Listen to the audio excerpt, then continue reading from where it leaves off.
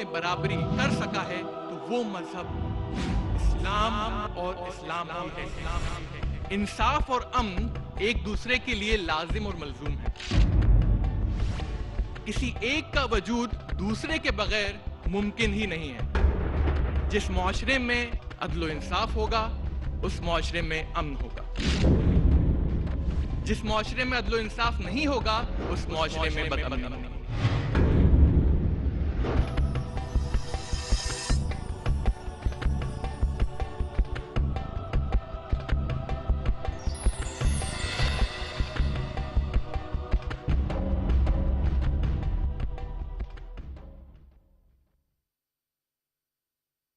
اللہ کے رسول نے کہا کہ قسم ہے اس کی جس کے ہاتھ میں میری جان ہے، اگر فاطمہ بنت محمد، اگر فاطمہ محمد کی بیٹی اگر وہ بھی چوری کرتی تو میں اس کے ہاتھ کٹوا دیتا، اس کے ہاتھوں کو کاٹ دیتا۔ حضرت عائشہ فرماتی ہیں آگے رضی اللہ عنہا کہ اس عورت کا ہاتھ کاٹا گیا، اس کے بعد اس کا نکاح بھی ہوا اور وہ عورت اپنے مسئلے لے کر ہمارے پاس آتی رہی اور نبی کریم صلی اللہ علیہ وسلم اس کے مسئلوں کو سلجھاتے رہے۔ آپ دیکھیں کہ وہ عورت ایک اعلیٰ خاندان سے تعلق رکھتی تھی اور قریش اس کی سفارش کر رہے تھے۔ قریش جو کہ نبی کریم صلی اللہ علیہ وسلم کی خود کا ایک قبیلہ تھا۔ اسامہ بن زید جن سے آپ کو اتنی زیادہ محبت تھی وہ سفارش کر رہے ہیں، تو اللہ کے رسول نے کیا جواب دیا اسامہ کو؟ کیا تم اللہ کی حد میں سفارش کر رہے ہو؟ اللہ کی سزا میں سفارش کر رہے ہو اسامہ؟ تو اسامہ کی محبت، قریش کی محبت اللہ کے رسول کو اس بات پر آمادہ نہیں کر سکی کہ وہ اس عورت کے اوپر حد نافذ نہ کریں، اور نہ ہی اللہ کے رسول نے بالکل واضح کہہ دیا کہ اگر فاطمہ بنت محمد بھی چوری کرتی تو میں اس کے ہاتھ کٹوا دیتا۔ تو آپ دیکھیں کہ محبت کے اس جذبے کو، یا محبت جو کہ ایک رکاوٹ ہے عدل و انصاف کو قائم کرنے میں، اللہ کے رسول نے اس کا کیسے سامنا کیا۔ البدایہ والنہایہ میں جلد نمبر 8 پیج نمبر 4 میں ایک واقعہ بیان کیا گیا ہے حضرت علی کی خلافت کا رضی اللہ عنہ۔ حضرت علی جب اس ٹائم پہ خلیفہ تھے تو ان کی زرہ چوری ہو گئی تھی۔ زرہ کہتے ہیں جو جنگ کے دوران آپ پہنتے ہیں اپنے آپ کو پروٹیکٹ کرنے کے لیے، اپنے آپ کو بچانے کے لیے، اس کو زرہ کہا جاتا ہے۔ تو ان کی زرہ چوری ہو گئی تھی۔ تو ایک دفعہ وہ مدینہ کی سڑکوں پہ گھوم رہے تھے تو دیکھا کہ ایک یہودی زرہ بیچ رہا ہے۔ تو حضرت علی فوراً پہچان گیا کہ یہ زرہ تو میری ہے۔ تو وہ یہودی کے پاس گیا، انہوں نے کہا یہ زرہ میری ہے، تم کیسے بیچ رہے ہو؟ تو یہودی نے کہا نہیں یہ میری زرہ ہے۔ تو حضرت علی نے کہا اس یہودی سے کہ میں تمہارے خلاف قانونی کارروائی کرتا ہوں اور میں تم کو قاضی کے سامنے پیش ہونے کا حکم دیتا ہوں کہ تم قاضی کے سامنے آؤ اور اس کیس کو پیش کرو۔ تو دونوں قاضی شرح کے سامنے آتے ہیں۔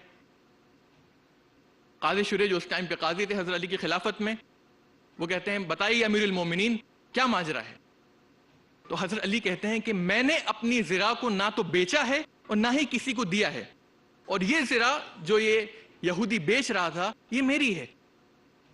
تو قاضی شرح اس یہودی کی طرف رخ کرتے ہیں، وہ کہتے ہیں کہ امیر المومنین کی اس بات پر تمہارا کیا کہنا ہے اے یہودی؟ امیر المومنین جو دعویٰ کر رہے ہیں اس کے بارے میں تمہیں کیا کہنا ہے؟ تو یہودی کہتا ہے کہ یہ زرہ میری ہے لیکن میں یہ نہیں کہتا کہ امیر المومنین جھوٹ بول رہے ہیں۔ یہودی نے کہا یہ زرہ میری ہے لیکن میں یہ نہیں کہتا کہ امیر المومنین جھوٹ بول رہے ہیں۔ تو قاضی شرح حضرت علی سے کہتے ہیں کہ علی رضی اللہ عنہ آپ کے پاس کوئی ثبوت ہے کہ یہ زرہ آپ کی ہے؟ تو حضرت علی کہتے ہیں نہیں میرے پاس کوئی ثبوت نہیں ہے۔ تو قاضی شرح فیصلہ اس یہودی کے حق میں سنا دیتے ہیں۔ قاضی شرح فیصلہ اس یہودی کے حق میں سنا دیتے ہیں اور وہ زرہ اس یہودی کو مل جاتی ہے اور وہ اس زرہ کو لے کر چلا جاتا ہے، لیکن وہ واپس لوٹتا ہے اور وہ کہتا ہے کہ یہ فیصلہ جو آپ نے سنایا یہ نبیوں کا فیصلہ ہے، نبیوں جیسا فیصلہ ہے، کیونکہ امیر المومنین جو خلیفہ ہیں، جو حاکم ہیں، وہ زرہ دیکھتے ہیں اور وہ کورٹ میں اپیل کرتے ہیں جا کے، اور قاضی جو ہے کورٹ کا وہ ان کے خلاف فیصلہ سناتا ہے۔ تو وہ یہودی کہتا ہے اشہد اللہ الہ الا اللہ و اشہد ان محمد رسول اللہ۔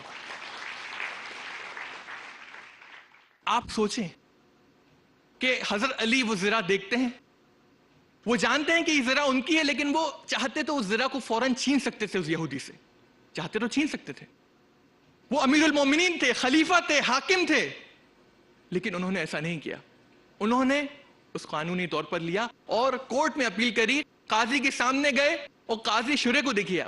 حضرت علی کی محبت اور اس یہودی کی نفرت انہیں اس بات پر آمادہ نہیں کر سکی کہ وہ ناانصافی کرتے اس یہودی کے ساتھ۔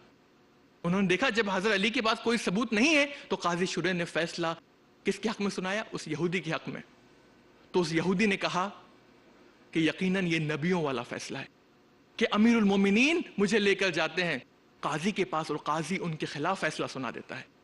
تو وہ کہتا ہے اشہد اللہ الہ الا اللہ و اشہد ان محمد رسول اللہ، میں گواہی دیتا ہوں کہ اللہ کے سوا کوئی معبود نہیں، اور میں گواہی دیتا ہوں کہ محمد صلی اللہ علیہ وسلم اللہ کے رسول ہیں۔ تو حضرت علی کہتے ہیں کہ اب چونکہ تم نے اسلام قبول کر لیا ہے تو یہ زرہ تم لے جاؤ، لیکن وہ یہودی کہتا ہے نہیں، یہ زرہ آپ کی ہے، لیکن حضرت علی اس کو فورس کرتے ہیں اور وہ زرہ اس کو دے دیتے ہیں۔ تو آپ دیکھیں کہ کس طرح نبی کریم صلی اللہ علیہ وسلم کا جیسے ایک مثال دی میں نے، اور صحابہ کرام کی مثال دی کہ حضرت علی کی خلافت کے اندر ایسا واقعہ پیش آیا کہ کس طرح انہوں نے ان جذباتوں کو روکا، محبت اور نفرت کے جو جذبات ہر انسان کے اندر ہیں ان کو روکا اور عدل و انصاف کو قائم کیا۔ تو عدل و انصاف کو قائم کرنا زیادہ ضروری ہے، اور ہمارے جذبات کو کنٹرول کرنا، ان کے اوپر قابو کرنا وہ بھی ضروری ہے تاکہ ہم عدل و انصاف کو قائم کر سکیں۔ ربیعی بن عامر رضی اللہ عنہ نبی کریم صلی اللہ علیہ وسلم کے بعد جب اسلام پھیل رہا تھا تو ربیعی بن عامر رستم ایک بادشاہ تھا اس کے پاس گئے۔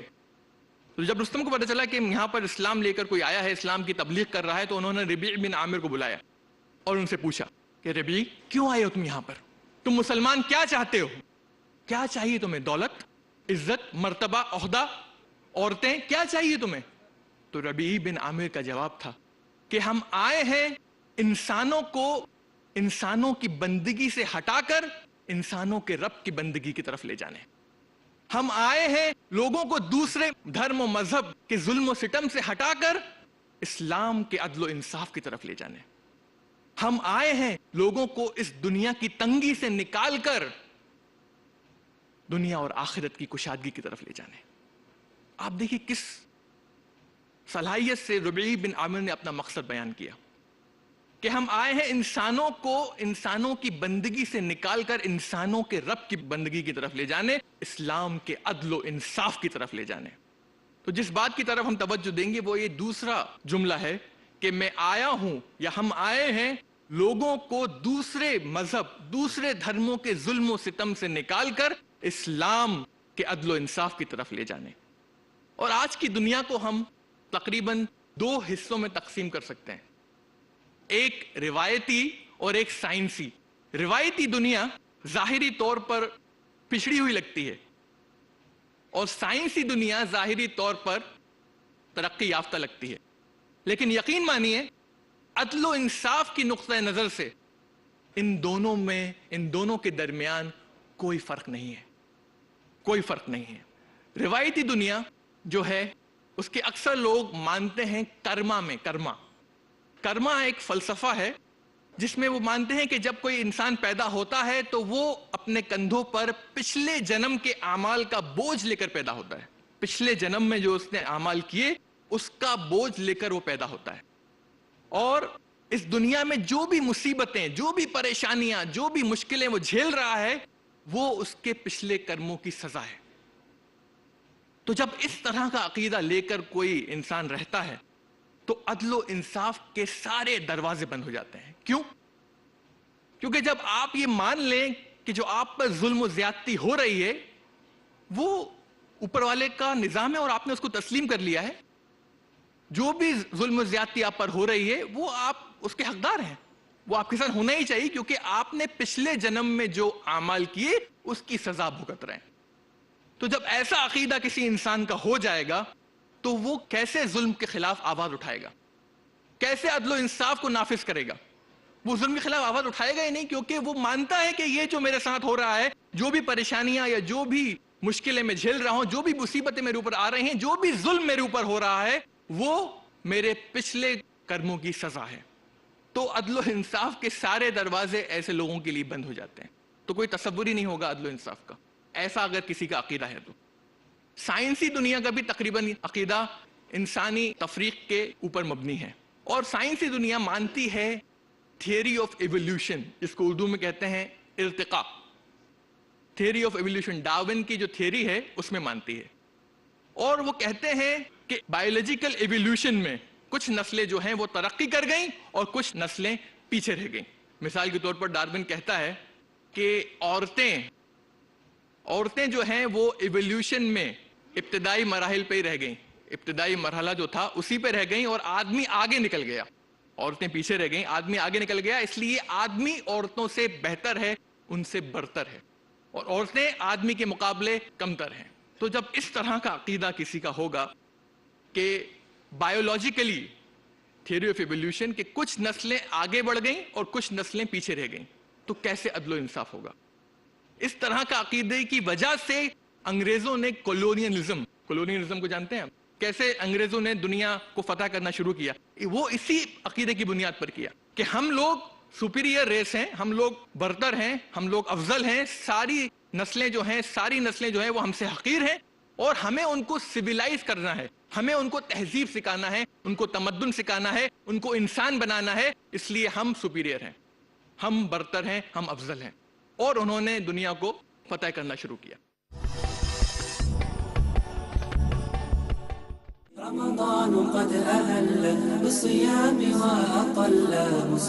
السلام علیکم ورحمۃ اللہ وبرکاتہ. میں وسیع اللہ بن محمد عباس پیس ٹی وی اردو کے تمام ناظرین کو رمضان المبارک کی آمد پر مبارکبادی کہتے ہوئے خوشی محسوس کرتا ہوں، اور اللہ رب العزت کے دربار میں دعا کرتا ہوں کہ اللہ تعالی ہم سب کے صیام و قیام کو قبول فرمائے.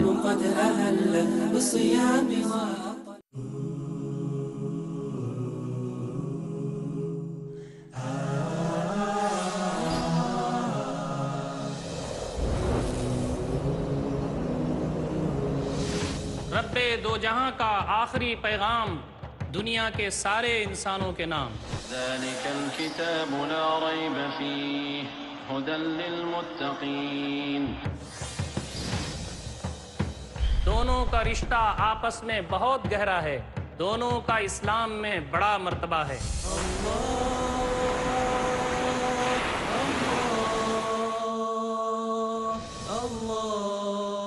کیا ہے اس سلسلے میں مالک کا فرمان؟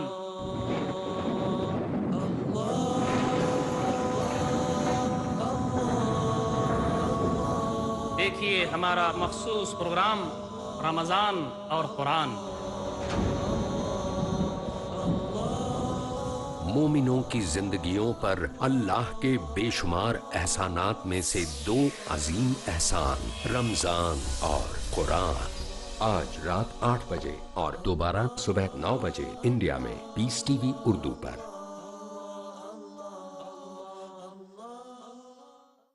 This Ramadan. Welcome, O Ramadan. The month of mercy and blessings. Fasting does not mean to stay hungry and thirsty and make it troublesome for you. Fasting is an act of self-restraint. Do not speak evil. Do not see evil. Do not think evil. Do not do anything indecent. Fasting is a trial for the believers of Allah subhanahu wa ta'ala. Let's triumph in this trial according to the guidelines of Allah subhanahu wa ta'ala and the sunnah of Prophet Muhammad, peace be upon him. I'll be there for you all through this glorious month of Ramadan. Let's make it more fruitful and rewarding. Share it with me every day throughout this blessed month. Watch 1-hour exclusive episodes. Ramadan, a date with Dr. Zakir. اگلا programme پیس TV Urdu پر.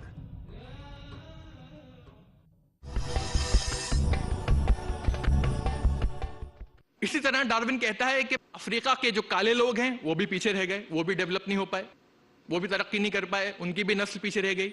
اسی طرح جو بونے لوگ ہیں، بونے جو چھوٹے رہ جاتے ہیں قد میں، وہ بھی ترقی نہیں کر پائے، عورتیں ترقی نہیں کر پائیں. تو جب اس طرح کا عقیدہ کسی انسان کے اندر ہوگا تو عدل و انصاف کا کوئی وجود نہیں ہو سکتا. کیونکہ ایسے لوگوں کے ساتھ اگر ظلم ہو رہا ہے تو وہ کہیں گے ہم کیا کریں, ہمارے اندر وہ کمی ہے, ہم ڈیولپ ہی نہیں ہو پائے, ہماری نسل آگے بڑھ ہی نہیں پائی, نسل میں ڈیولپمنٹ ہی نہیں ہو پایا, تو اس لیے ہم پیچھے رہ گئے, اور ہمارے ساتھ جو بھی ظلم و زیادتی ہو رہی ہے ہم اس کے حقدار ہیں. تو جب ایسا عقیدہ کسی کا ہوگا تو عدل و انصاف کا کوئی وجود نہیں ہوگا. اسلام جب آیا تو اس نے ان سارے نظریات جن کی بنیاد انسانوں میں تفریق پر رکھی گئی تھی وہ سب ڈھہ گئے, کیونکہ اسلام نے ایک ایسا تصور پیش کیا کہ انسانوں میں ظاہری فرق کے باوجود سارے انسان برابر ہیں. ان میں ظاہری فرق ہے لیکن اس کے باوجود سارے انسان اللہ کی نظر میں برابر ہیں, کوئی اونچا یا کوئی نیچا نہیں ہے اس ظاہری فرق کے بنا پر. اللہ تعالیٰ فرماتا ہے سورہ حجرات سورہ نمبر 49 آیت نمبر 13 میں, یا ایھا الناس, اے انسانوں, انا خلقناکم من ذکر و انثی وجعلناکم شعوبا وقبائل لتعارفوا, کہ ہم نے تمہیں ایک مرد اور ایک عورت کے جوڑے سے پیدا کیا, وجعلناکم شعوبا وقبائل, اور ہم نے تمہیں شعبوں اور قبیلوں میں تقسیم کیا. کیوں؟ تاکہ تم ایک دوسرے سے نفرت کرو, کہ میں گورا ہوں تم کالے ہو, میں امیر ہوں تم غریب ہو, میں اونچا ہوں تم نیچے ہو, میں برہمن ہوں اور تم شودر ہو. نہیں نہیں نہیں, اس لیے نہیں, لتعارفوا, تاکہ تم لوگ ایک دوسرے کو پہچان سکو. ان اکرمکم عند اللہ اتقاکم ان اللہ علیم خبیر, اور اللہ کے نزدیک اگر کوئی معیار ہے برتری کا اور کمتری کا تو وہ معیار ہے تقوی کا. اگر تم نیک ہو, پرہیزگار ہو, تو تم اللہ کی نظر میں اللہ کے نزدیک برتر ہو سکتے ہو, اللہ کی نظر میں افضل ہو سکتے ہو, اور تم دوسرے لوگوں پر فضیلت حاصل کر سکتے ہو تقوی کی بنیاد پر, نہ ہی تمہارے ظاہری فرق کی بنیاد پر. اور اللہ کے رسول نے حدیث میں کہا, جب وہ آخری خطبہ حجۃ الوداع کا خطبہ دے رہے تھے, انہوں نے کہا کہ اے لوگوں, جان لو کہ تمہارا رب ایک ہے اور تمہارے ماں باپ بھی ایک ہیں, اور کسی بھی عرب کو کسی غیر عرب پر فضیلت حاصل نہیں ہے, اور کسی کالے کو کسی گورے پر فضیلت حاصل نہیں ہے, کسی غیر عرب کو کسی عرب پر فضیلت حاصل نہیں ہے, اور کسی گورے کو کسی کالے پر فضیلت حاصل نہیں ہے. تمہارا رب ایک ہے, تمہارے ماں باپ ایک. اگر کوئی معیار ہے فضیلت کا تو وہ معیار ہے تقوی کا, نیکی کا, پرہیزگاری کا. اگر تم زیادہ نیک ہو, زیادہ پرہیزگار ہو, زیادہ تقوی والے ہو تو تم اللہ کے نزدیک برتر ہو, تو تم اللہ کے نزدیک افضل ہو, ورنہ نہیں ہو. تو اسلام نے یہ تصور پیش کیا کہ سارے انسان جو ہیں وہ برابر ہیں, اور ہر انسان برابر عزت, رتبہ اور حقوق کا حقدار ہے. سارے انسان, ہر انسان جو ہے وہ عزت کا حقدار ہے, کیونکہ اللہ تعالیٰ نے کہا وَلَقَدْ كَرَّمْنَا بَنِي آدم, سارے انسان جو ہیں وہ برابر ہیں. اور جو دنیا کے اندر الگ الگ مراتب میں لوگ کھڑے ہیں, الگ الگ درجات میں لوگ کھڑے ہیں, کوئی امیر ہے, کوئی غریب ہے, کوئی حاکم ہے, کوئی محکوم ہے, کوئی بادشاہ ہے تو کوئی رعایا ہے, تو یہ اس لیے نہیں کہ جو حاکم ہے یا جو بادشاہ ہے یا جو امیر ہے وہ اللہ کے نزدیک افضل ہے, نہیں نہیں نہیں, یا پھر جو رعایا ہے یا جو محکوم ہے یا جو کمزور ہے, لاچار ہے, وہ اللہ کی نظر میں کمتر ہے, نہیں نہیں نہیں, اس لیے نہیں. یہ سارے حالات جو ہیں اس سے اللہ تعالیٰ تمہارا امتحان لے رہا ہے, اللہ تعالیٰ تم کو آزما رہا ہے, یہ اللہ تعالیٰ کے طریقے ہیں تم کو آزمانے کے. جیسے کہ اللہ تعالیٰ فرماتا ہے سورہ ملک سورہ نمبر 67 آیت نمبر 2 میں, الذی خلق الموت والحیات, کہ اللہ تعالیٰ ہے جس نے زندگی اور موت کو بنایا, لیبلوکم ایکم احسن عملا, تاکہ تم لوگوں کو آزما سکے کہ تم میں سے کون اچھے عمل کرنے والا ہے. تو یہ جو امیری, غریبی, اونچ نیچ, کوئی حاکم ہے, کوئی محکوم ہے, یہ ساری چیزیں جو دی گئی ہیں یہ اس لیے نہیں کہ تم اگر امیر ہو تو تم اپنے آپ کو لوگوں سے اوپر سمجھنے لگو, نہیں, یا تم غریب ہو تو اپنے آپ کو حقیر سمجھنے لگو, نہیں, بلکہ اللہ تعالیٰ تم کو آزما رہا ہے. اس لیے انسان کو کسی بھی طرح کی احساس کمتری یا احساس برتری کا شکار نہیں ہونا چاہیے. اگر وہ امیر ہے, اگر وہ حاکم ہے, اگر وہ بادشاہ ہے, تو اس کو احساس برتری کا شکار نہیں ہونا چاہیے. اور اگر کوئی غریب ہے, کوئی لاچار ہے, مجبور ہے, تو اس کو احساس کمتری کا شکار نہیں ہونا چاہیے, بلکہ ہمیں اس بات کی طرف زیادہ دھیان دینا چاہیے کہ ہم اس امتحان میں, اس آزمائش میں کامیاب ہوں گے یا ناکام. اس پر ہمیں زیادہ دھیان دینا چاہیے.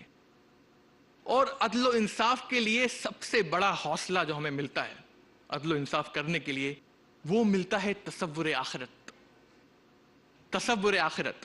اسلام کہتا ہے, قرآن کہتا ہے کہ ہمارے ہر عمل کا, جو بھی عمل ہم اس دنیا میں کرتے ہیں, یہ فرشتے جو ہیں کرامن کاتبین، یہ اس کو لکھ لیتے ہیں.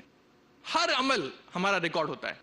جو بھی ہم کریں گے، اچھا برا نیکی بدی، جو بھی ہم کریں گے وہ سب ریکارڈ ہو رہا ہے، سب لکھا جا رہا ہے. اور مرنے کے بعد ہم اللہ کے دربار میں پیش ہوں گے، اور جہاں پر ہمیں اپنے اعمال کی سزا اور جزا ملے گی. اللہ تعالیٰ فرماتا ہے سورہ زلزال میں، سورہ نمبر 88 آیت نمبر 6 سے 8 میں، یومئذ یصدر الناس اشتاتا لیروا اعمالہم. تو تم دیکھو گے کہ گروہ کے گروہ لوگ آخرت کے دن آئیں گے اپنے اعمال کو دیکھنے کے لیے. فمن یعمل مثقال ذرۃ خیرا یرہ ومن یعمل مثقال ذرۃ شرا یرہ. تو اگر تم نے ذرہ برابر بھی نیکی کی ہوگی تو تم اس دن دیکھ لو گے، اور اگر تم نے ذرہ برابر بھی برائی کی ہوگی تو وہ بھی تم دیکھ لو گے. تو روز جزا کے دن، آخرت کے دن، ہم نے جو بھی اعمال اس دنیا میں کیے ہیں اس کی سزا یا اس کی جزا ہمیں آخرت میں ملے گی. تو اگر انسان کو یہ احساس ہو جائے اور یہ عقیدہ انسان کا ہو جائے کہ ہمارے سارے اعمال ریکارڈ ہو رہے ہیں اور ہمیں ان کا حساب دینا ہے اللہ کو، تو وہ عدل و انصاف ضرور کرے گا. کیونکہ اگر وہ عدل و انصاف نہیں کرے گا اور دوسروں کے ساتھ ناانصافی کرے گا تو اللہ تعالیٰ اس کو آخرت میں پکڑے گا. اور کوئی بھی ظالم اللہ سے بچ نہیں سکتا آخرت کے دن، کوئی بھی ظالم. تو جب یہ تصور ہمارے اندر آ جائے گا کہ ہمیں کسی کو حساب دینا ہے، کسی کے سامنے اپنے اعمال نامہ دکھائے جائیں گے اور ہمیں سزا ملے گی برائی کی اور اچھائی ملے گی اچھے کام کی، تو انسان جو ہے وہ عدل و انصاف ضرور کرے گا. لیکن اگر یہ تصور کسی کے یہاں نہیں ہوگا، آخرت کا تصور اگر نہیں ہوگا، تو پھر عدل و انصاف ایک ضرورت بن کے رہ جائے گی دوسروں کی، ہماری نہیں. جو دوسرے ہیں صرف وہ عدل و انصاف کے لیے طلب کریں گے کہ ہمارے ساتھ عدل و انصاف ہو، لیکن وہ عدل و انصاف خود کریں گے نہیں. وہ عدل و انصاف کے لیے طلبگار رہیں گے لیکن عدل و انصاف کریں گے نہیں. لیکن اگر تصور آخرت ان کے اندر ڈال دیا جائے تو پھر ہر انسان یہ چاہے گا کہ وہ عدل و انصاف کرے، کیونکہ یہ اس کے فائدے کے لیے ہے آخرت میں. اور کون اپنی ضرورتوں کو اور اپنے فائدے کو نظر انداز کر سکتا ہے؟ کوئی نہیں کرے گا. اللہ تعالیٰ فرماتا ہے، جیسا کہ میں نے کہا قرآن مجید میں، کہ ہر عمل کا، جو بھی ہم عمل کرتے ہیں اس کو ہم آخرت کے اندر دیکھیں گے. ذرہ برابر بھی ہم نے اچھائی کی ہوگی تو ہم آخرت میں اس کو دیکھیں گے، اور ذرہ برابر بھی اگر ہم نے برائی کی ہوگی تو وہ بھی ہم آخرت میں دیکھ لیں گے. اور اس بات سے ہم انکار نہیں کر سکتے کہ جو بھی ظلم و زیادتی اس دنیا میں ہو رہی ہے، جو بھی ظلم و زیادتی اس دنیا میں ہو رہی ہے، وہ اسی لیے ہو رہی ہے کیونکہ تصور آخرت نہیں ہے. کیونکہ اگر تصور آخرت نہیں ہوگا تو کیا ہوگا؟ انسانوں میں جو فرق ہے، ظاہری فرق ہے، وہ واضح رہے گا، لوگوں کے سامنے رہے گا، اور اس کو ہم لیول نہیں کر سکتے، برابر نہیں کر سکتے. کیونکہ اگر ہم اللہ میں نہیں مانیں گے، تصور آخرت میں نہیں مانیں گے، تو پھر جو فرق ہے وہ ظاہر ہے. کوئی امیر ہے، کوئی غریب ہے. تو جو امیر ہوگا اور کوئی طاقتور ہے، کوئی کمزور ہے، جو طاقتور اور امیر ہوگا، جو پیسے والا ہوگا، دولت مند ہوگا اور طاقتور بھی ہوگا، تو وہ کمزور اور لاچار کے اوپر ظلم کرے گا. اور جب وہ کمزور اور لاچار پر ظلم کرے گا تو وہ سوچے گا کہ جو میرا جو مرتبہ ہے، میرا جو درجہ ہے، میری جو دولت ہے، میرا جو عہدہ ہے، وہ کافی ہے مجھے بچانے کے لیے. اگر ان کی طرف سے کوئی ظلم کے خلاف آواز اٹھائے تو یہ میرا مرتبہ، میرا درجہ اس چیز کو بچانے کے لیے کافی رہے گا، کیونکہ اس کے پاس دولت ہے، اس کے پاس طاقت ہے، اور وہ ظلم کرے گا. لیکن اگر ہمارے اندر یہ عقیدہ ہو جائے، یہ عقیدہ آ جائے کہ تصور آخرت ہے اور ہمیں اپنا اعمال نامہ اللہ کے سامنے پیش کرنا ہے، تو پھر یہ جو عدل و انصاف کا نظام ہے یہ نافذ ہو سکتا ہے. کیونکہ اللہ کے سامنے جب ہم کھڑے ہوں گے تو کوئی بھی ظالم اللہ کی سزا سے نہیں بچ سکتا. اس دن سب کو اپنے اعمال، جو بھی اعمال ہم نے کیے اس دنیا میں، وہ دکھائے جائیں گے اور اس کے حساب سے اس کو سزا اور جزا ملے گی. اسی لیے جو ملحد لوگ ہیں، جو اللہ کو نہیں مانتے، دہریے، ایتھیسٹ، ان کے معاشرے میں یہ تصور ہی نہیں ہے. کیونکہ جب اللہ کا تصور نہیں ہوگا تو پھر ظلم و زیادتی عام ہو جاتی ہے ایسے معاشرے میں.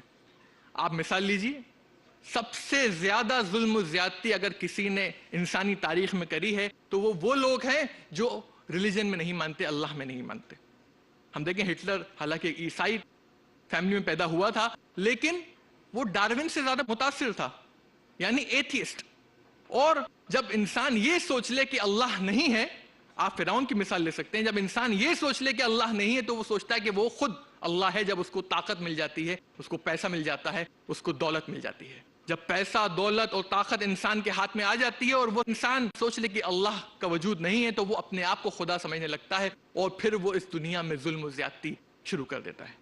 آپ دیکھیے فرعون کی مثال، ہٹلر کی مثال، موسولینی کی مثال، ماؤ زی ڈونگ کی مثال، یہ سارے لوگ کمیونسٹ ہیں، کمیونسٹ سے زیادہ متاثر تھے اور وہ اللہ پر نہیں مانتے، جب کیونکہ جو انسانوں میں فرق، اور ہٹلر یہ بھی مانتا تھا کہ اس کی ریس سپیریئر ہے، اس کی جو نسل ہے جرمن نسل وہ سپیریئر ہے، وہ برتر ہے، اور ساری نسلیں اس کے آگے کمتر حقیر ہیں اور اس کی نسل افضل ہے۔ اس لیے یہ اس کا حق ہے کہ وہ دنیا پر حکومت کرے اور لوگوں کو سویلائز بنائے، لوگوں کو تہذیب سکھائے، ان کو انسان بنائے، ان کو تمدن سکھائے۔ تو یہ ایک ملحد معاشرے کی مثال ہے۔